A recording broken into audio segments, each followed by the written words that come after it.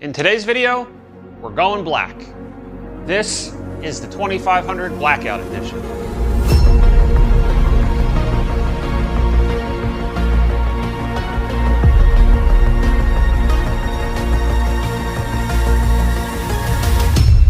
Hey, welcome to Project Blackout.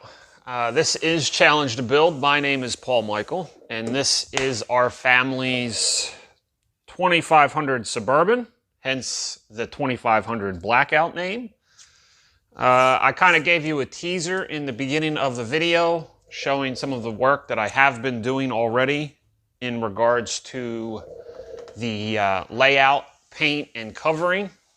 The other half of the truck is pretty much laid out and ready to go. I already have a full day's worth of time wrapped up in, no pun intended, wrapping the truck and laying it out.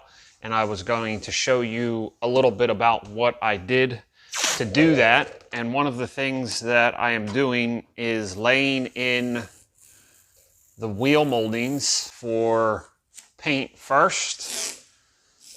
I took the wheel molding and put the wheel molding on the truck first, and then laid in a 1/4-inch line.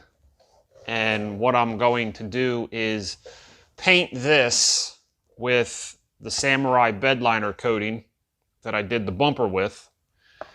Put this back on, rivet it, put the plastic rivets in, and then seal the top edge with a polyurethane adhesive sealant, and then paint it one more coat to give it the final texture coat and seal everything up. Along with that, I'm also painting the body moldings as well. So this here is going to be an issue. I'm going to kind of patch that up probably with some polyurethane sealant. Maybe throw a patch panel in there real quick. I'm not overly concerned about what it's going to look like because this is going to cover it. You can see on this side of the truck that I have this band laid in around the windows. So when the windows are all tinted, I'm going to paint this gloss black and black this out. Again, hence the term 2500 Blackout. I will actually show you on that side, but I am painting the rocker with the Samurai undercoating Bedliner as well. And that would be right over in this area as well. You can kind of see I started laying in the wheel molding on the back. Over the last couple of weeks, I've been doing quite a lot of work on this truck. This truck ended up turning into like a restoration. There are a couple videos of doing rust repair. I did the rocker panel on the driver's side. I also did the rear quarter panel, and then also did a video on how to paint them using RATTLE can. So this is just going to be another video added to the collection on this build. So there is a lot of work left to do, so I'm going to get to it. So how I like to lay in my lines is, you can see that I have my 1/4-inch paint line, and then I took that 1/2 inch. Now the 1/2 inch line that I put in above it wasn't necessarily needed, so I use that as my guide, and then I take my plastic and then tape to it, leaving a little bit of a gap between my layout line and then the hard line where I cover to. So this way here, once everything gets painted, I can come back and peel my line after I paint. So this way here, it limits how much of a possibility there is to pull any fresh paint from the body.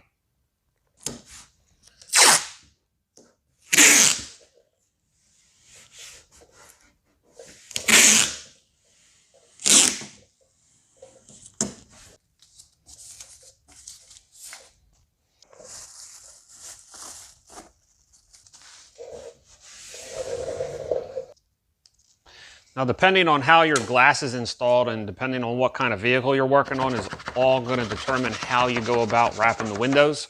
What I am doing is I am just using basic masking tape.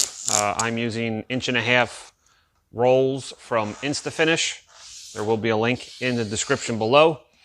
But what I am doing is I am able to use the masking tape and kind of just barely slip it in up behind the seal. and then squeegeeing it flat this way here. It'll give me a nice crisp line once we get into the paint work. You may need to use fine line and butt it up to the seal, but in this case, I'm able to just use masking tape.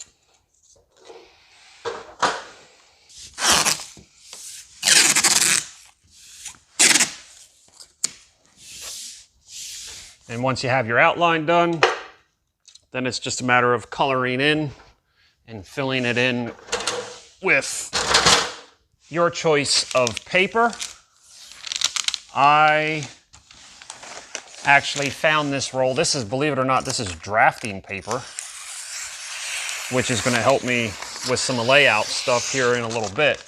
But I actually found this stuff at Goodwill, and I think I paid like $2 for the roll. And if you don't have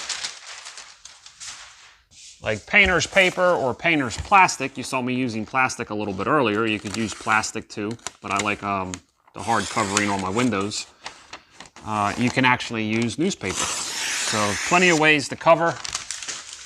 Just choose what option best fits your application and what materials you have.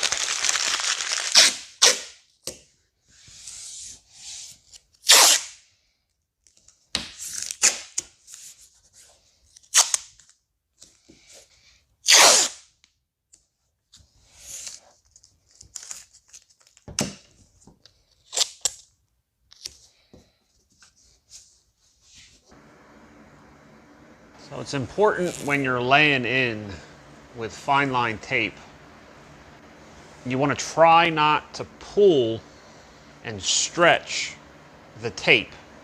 The moment that you stretch the tape, it loses its ability to hold form and also stick a little bit. Now I am using just 1/4 inch green fine line masking tape. Now this stuff is not the best quality. However, it is cost effective. And again, this is just my opinion.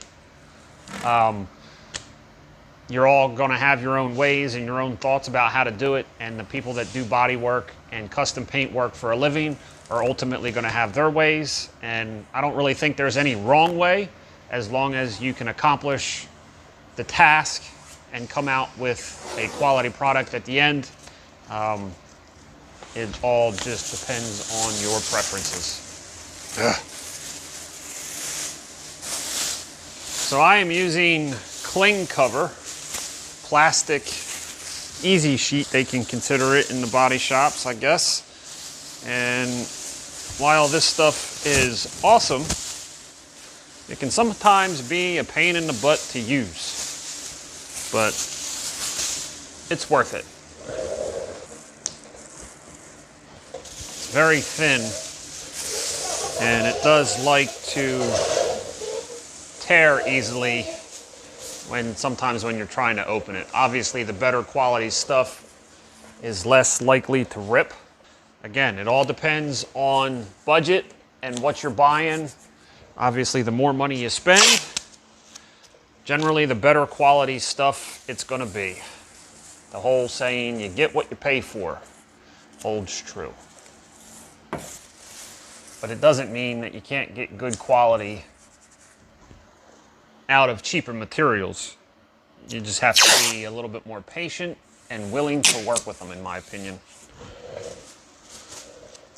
You may be wondering why I'm just not leaving this hang long. I'm taping this up for multiple jobs, one of which is going to be spraying undercoating underneath of this truck. In a previous video, I did the core seal treatment, and the last thing I need to do underneath the truck is spray undercoating. So I'm wrapping it in a fashion to where it will protect the truck, but yet I will still be able to spray the undercoating when I need to. Now you're going to want to set aside a good amount of time for the prep, because attention to detail here will make the final job all that much better. And when it comes to wrapping whatever it is that you're painting, you want to make sure that you take your time, make sure that everything is as tight as possible, limit the amount of creases, limit the amount of seams in your tape, limit the amount of wrinkles, like everything. Because the cleaner that you make your wrapping, the less likely there will be for dirt and debris to sit on your covering, which while you're in the paint side, you don't want to fall and find its way onto the painted surface. So an extra 10 minutes here, an extra piece of tape, an extra piece of paper, taking it off to redo it if you don't like something will pay dividends at the end with just a better quality job.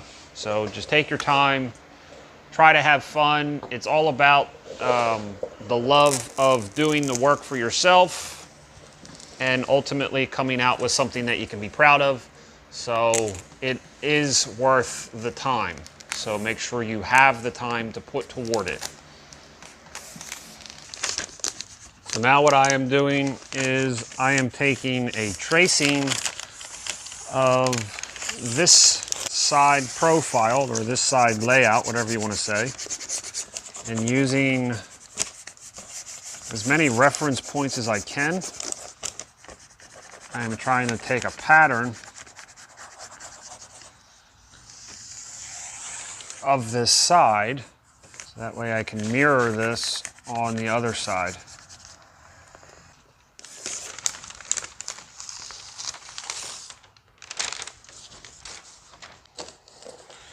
And simply using the lines and the tracings that you took, you have a really good guide of where this is supposed to go.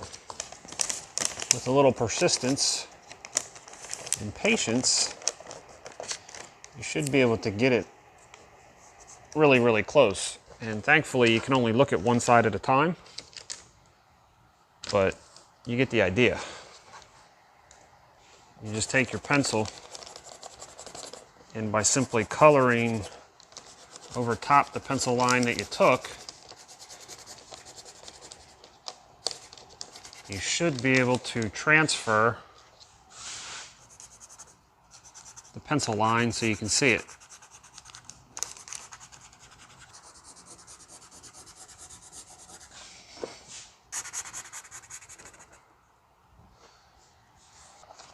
Let's see what we got.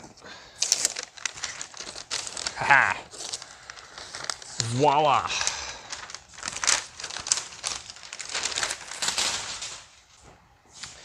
And now you can see the pencil line of the tracing that we took from the other side. And now it's just a matter of taking the fine line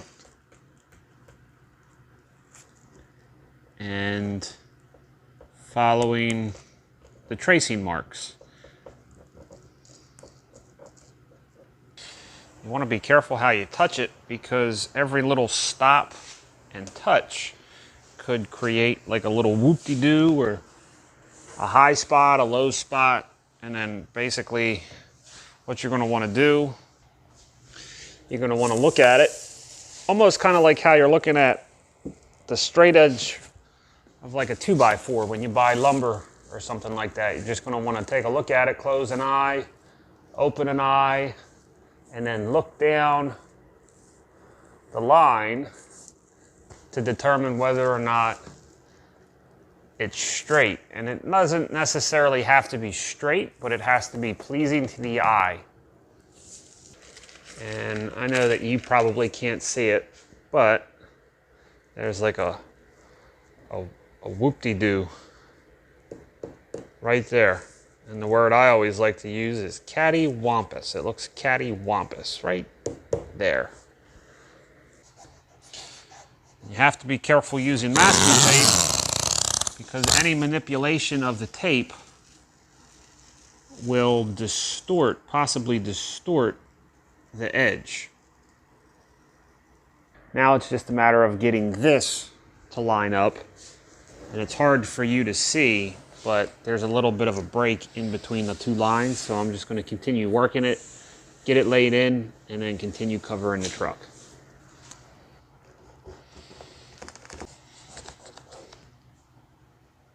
So now that the actual layout is complete, before you move any farther, you're going to want to make sure that you cut the door seams and fold them in, and then run your layout lines in the jambs as well, depending on whether or not you're going to paint the jambs or not. 3 10mm bolts is all that holds the door on. So very easy to remove. Make sure you disconnect the plug. It's a little wiggle wiggle. The door comes right off. Now it's just a matter of taking some fine line and finishing the layout within the door jambs. You can see I left an area where the samurai coating is going to go all the way up to the door striker. And then once I finished laying that in, I took the masking tape, I back taped the back of the rocker panel, and then finished it out by covering everything with the Easy Sheet. And now that the back of the door was covered, I laid in the body molding, and then I left a space to be able to fine line it. I took some more Easy Sheet and then just continued wrapping the door.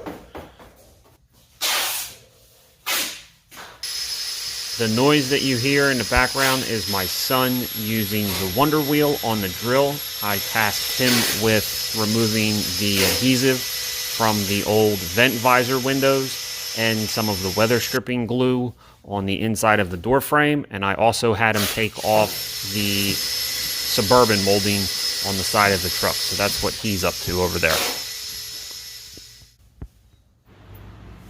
Then I just finished wrapping the door.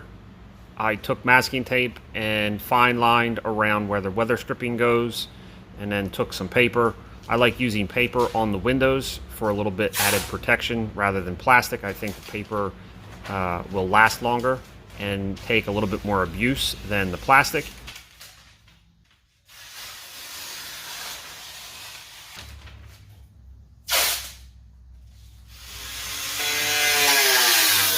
About fixing this little rust repair spot in the fender was I took the angle grinder and cut out a small piece and then actually kind of peeled away to be able to suck out all the garbage and pick out all the garbage that was down in here, and then cut out the actual rusted area. Made a small patch panel out of sheet metal. I use a very odd item in the garage for my seam sealer and adhesive, and that is Loctite P&L brand roof and flashing sealant. It's a polyurethane based adhesive, which the only downside to it is how long it takes to fully dry, generally about 7 days for a full cure. But after it cures out, it's pretty rock hard, and I've been using it for years with no problems. And the upside to it is the cost. It's very cost effective to use. So then I went ahead and just used the sealant kind of like a glaze, a metal glaze, and glazed over the whole area because I wasn't too concerned about what it was going to look like, because I knew that the body molding was going to cover the entire area. And now that the rust repair is done, I am just taking a gold Scotch-Brite. I'm using Dura gold abrasives, and I'm just going over the areas, Scotch-Briting it, scuffing it up, so this way here I can paint the Bedliner. When you are scuffing your substrate, you especially want to be really careful when you are scuffing along the fine lines, because you want to scuff kind of like with, think of it like sanding with the wood grain. You want to sand with the longest area of the tape. You don't ever want to come sand up and make your sanding strokes come up into the tape, because you're going to end up rolling that tape edge and then causing a lot of problems further down the line. You'll never actually be able to get that tape to stick back down where it was supposed to, and then all that dirt and debris will get up in there and just cause a whole bunch of problems. So you want to be very careful when you are sanding close to any fine line, and take your time and make sure that you have it scuffed up enough, because you want the paint to stick right on that edge. This way here, when you go to peel that fine line, you get a nice clean pool, and you get that professional job that we all want. The quality of the paint job determines quality of the prep. So the more time you spend in the prep side, ultimately the better off the paint job will be.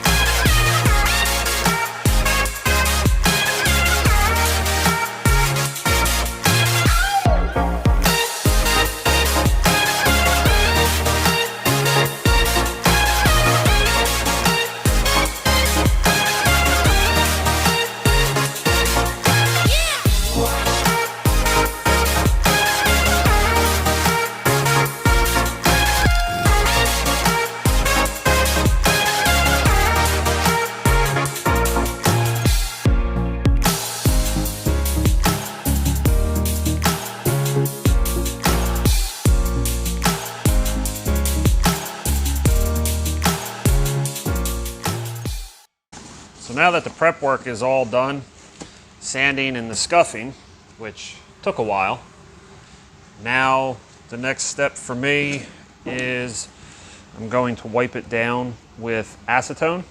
And you got to be careful also too, wiping down the mirrors. Acetone, you can see it took off some of the black. And during this stage is when you're going to want to inspect all your tape lines and your wrapping to make sure that there isn't any damage to any of it. And if there is, now's the time to, after you get done wiping it down, now would be the time to repair any of the damage in the masking. And things like this when you're wiping it down. When you're wiping it down, these are the things that you need to be paying attention for. There was a little slit right there in the plastic, and wiping it down allowed me to find it. So that's exactly what I'm talking about. Another thing that I haven't really talked about during some of these processes is you're going to want to make sure that you are in a well-ventilated area and make sure you have ample amounts of fresh air, whether you do stuff like this outside or you may be able to hear my central exhaust fan running up above me. And depending on where and how you do this, dust masks, respirators, safety glasses, depending on what you're doing, take take the extra time to be as safe as you can when you're doing this kind of stuff. I am using Intex cloth-like rags. They claim to be lint-free, which is what you want.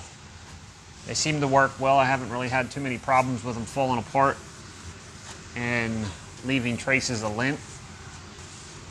Now, I'm sure everybody has their methods for wiping things down and the chemicals in which they like to use. And it's all personal preference.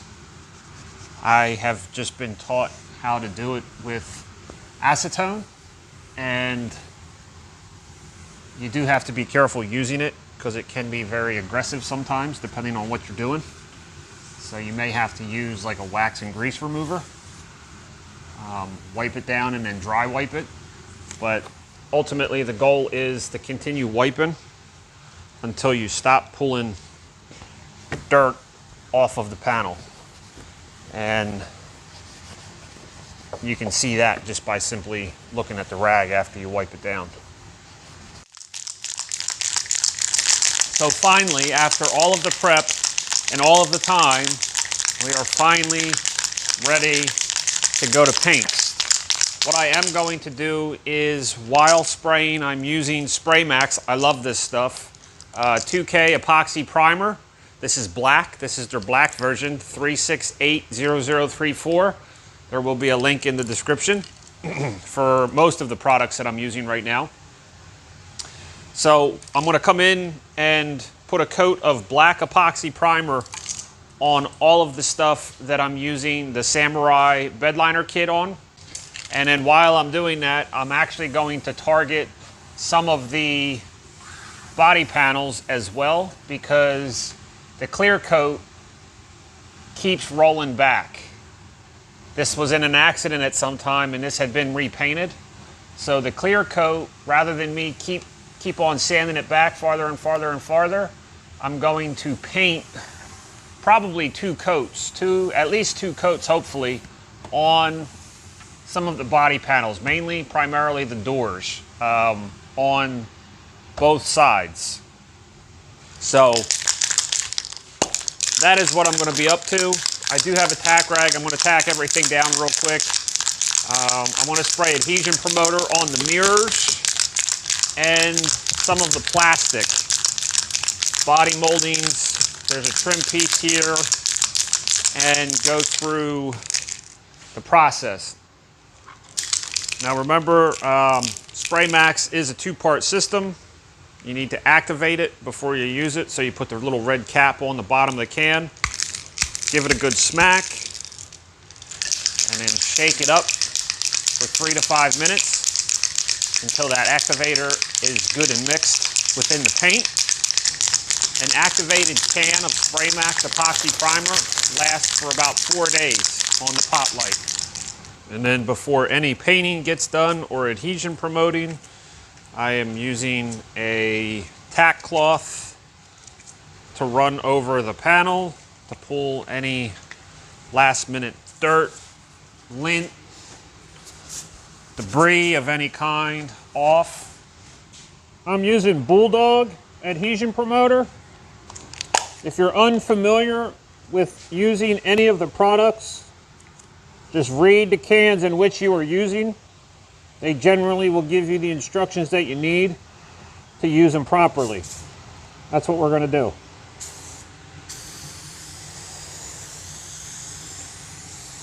The adhesion promoter also acts as like a primer, so if you get it on the metal, it's not going to hurt the metal.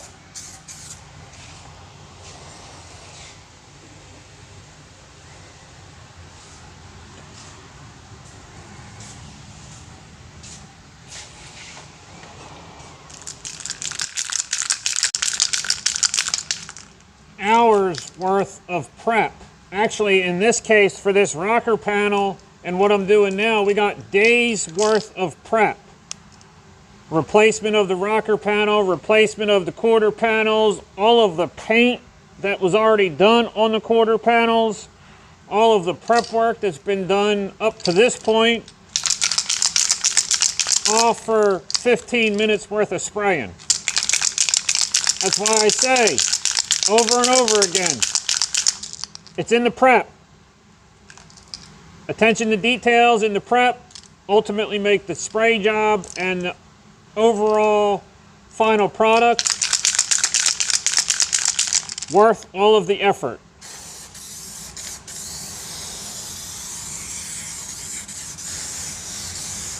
You also want to be mindful about overspray in the area in which you're painting. I am not worried about the things in my garage because I know the overspray is not that bad. And this truck over here on my other side is going to get painted, so I'm not overly concerned about it.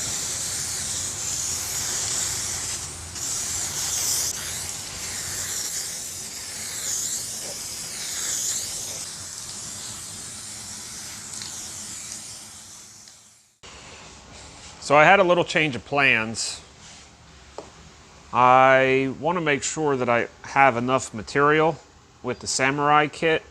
So what I'm going to do is I'm actually going to install the wheel moldings over the black epoxy primer, which is now dry.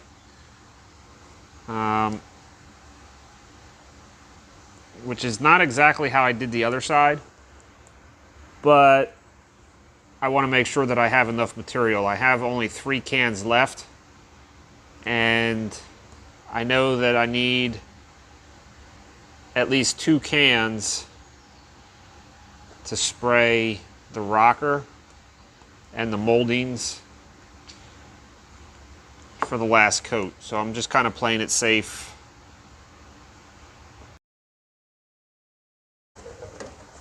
Drill a hole and we're good.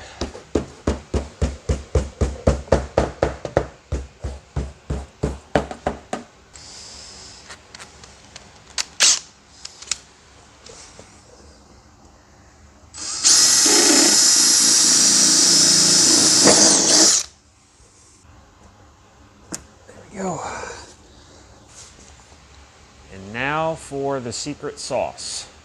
I'm using P&L brand Loctite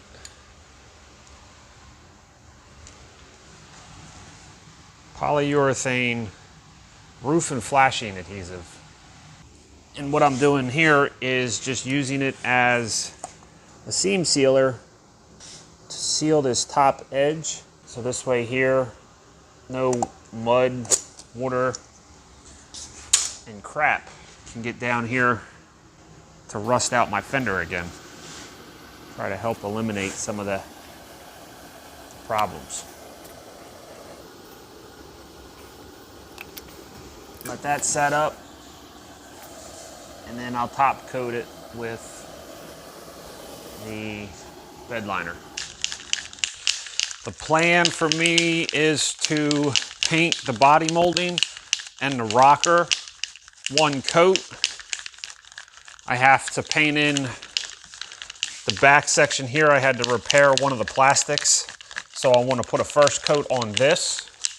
I'm going to let the first coat dry and then second coat everything. I've already got one coat on the wheel moldings from when I painted them off the truck. Now it's just a matter to get everything to match. Here goes nothing.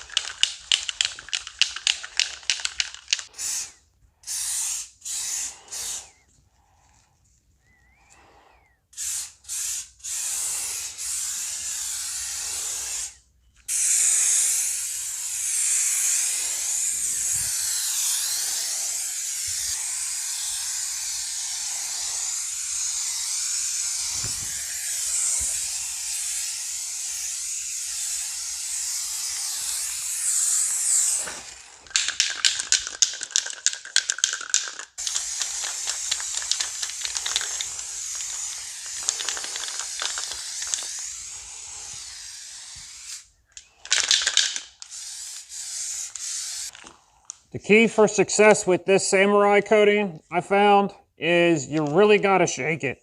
This stuff is not paint. This is really thick polyurethane bed liner. And to have success with this stuff, you really got to shake it up. The goal with this coat is I'm going to try to get it done in 2 coats. I have one more can of this as a backup. But the goal for this is to put a nice even texture coat on everything front to back and inside the rocker or inside the door jambs.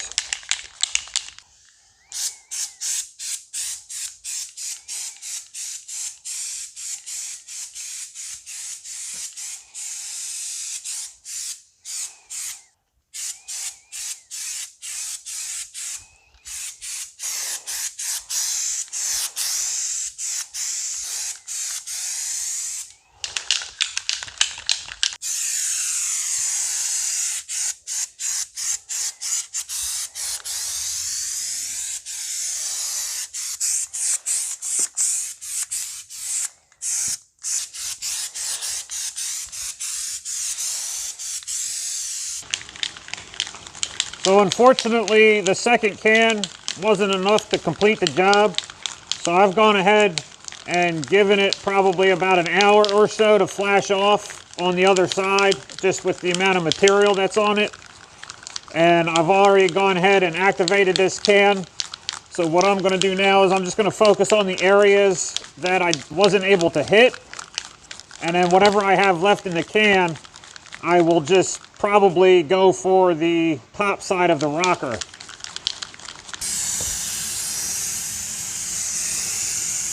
This one doesn't want to stop spraying. Uh-oh. This one's not stopping.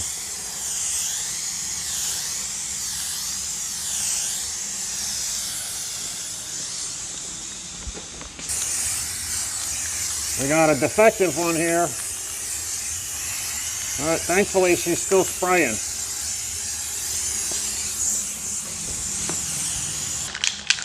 These cans can be very finicky. The material's really thick.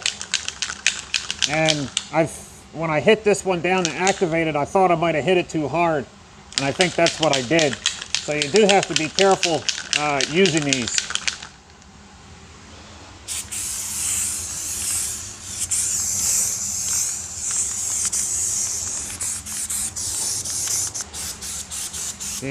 The hardener that's in these is really thick, but the overall texture that you get out of these, I really, really like. So it's kind of like one of them things that you gotta battle.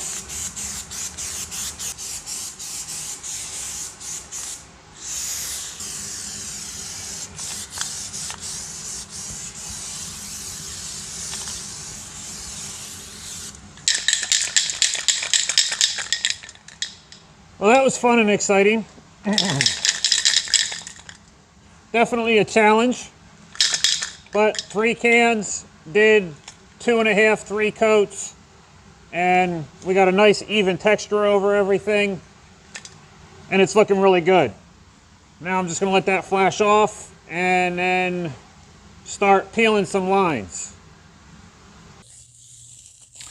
And now to see how well we did in the prep side with all this taping. I allowed it to set up for about another hour or so for like a flash time. And now I'm going to peel back the fine line. This is why you take all the time in the prep side. So once you get to this point, everything should go as planned. So here's the 1/4 inch fine line that we laid in.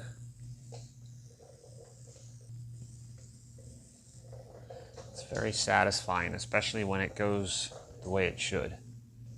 So far, so good.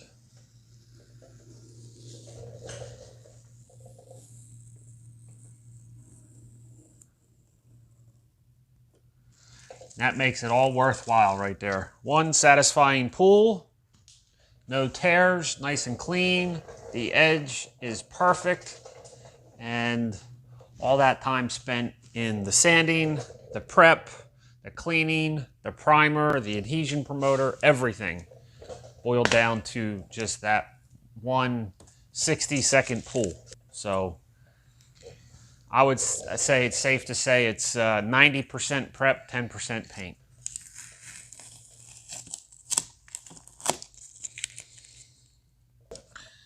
Got one tiny little spot that didn't pull.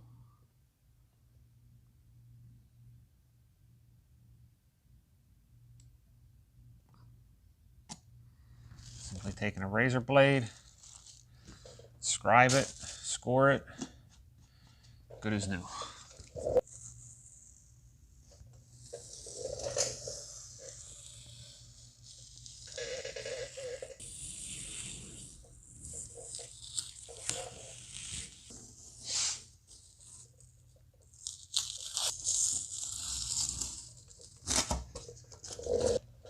Very pleased with how everything pulled.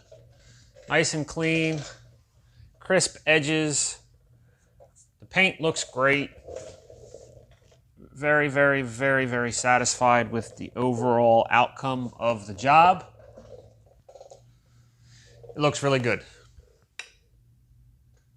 So that concludes phase 1 of Project 2500 Blackout. I hope you have enjoyed the video, maybe have learned something throughout this process. Phase 2 will be coming out soon, and that's going to be the continuation on the black window bands. So if you want to be notified about that, make sure you subscribe and click the notification bell if you haven't already done so. In the meantime, you need to go out and challenge your build. Thanks for watching, and I will see you in an upcoming video.